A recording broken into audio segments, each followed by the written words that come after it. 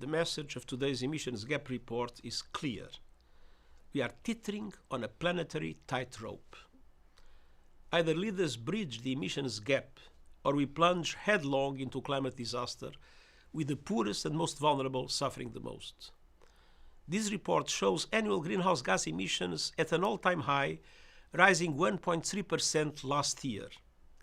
They must fall 9% each year to 2030 to limit global temperature rise to 1.5 degrees Celsius and avoid the very worst of climate change. Current policies are taking us towards a catastrophic 3.1 degrees Celsius temperature rise by the end of the century. As this report rightly puts it, people and planet cannot afford more hot air. The emissions gap is not an abstract notion. There is a direct link between increasing emissions and increasingly frequent and intense climate disasters. Around the world, people are paying a terrible price. Record emissions mean record sea temperatures, supercharging monster hurricanes. Record heat is turning forests into tinder boxes and cities into saunas. Record rains are resulting in biblical floods. Today's report shows affordable existing technologies can achieve the emissions reductions we need to 2030 and 2035 to meet the 1.5 degree limit, but only with a surge in ambition and support. The upcoming United Nations Climate Conference COP29 must drive progress in two ways.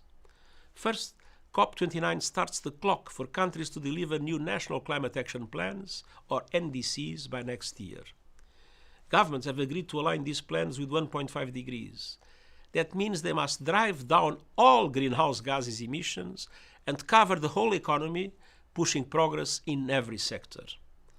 And they must win us off our fossil fuel addiction, showing how governments will phase them out fast and fairly, and contributing to global goals to accelerate renewables rollout and halt the reverse deforestation.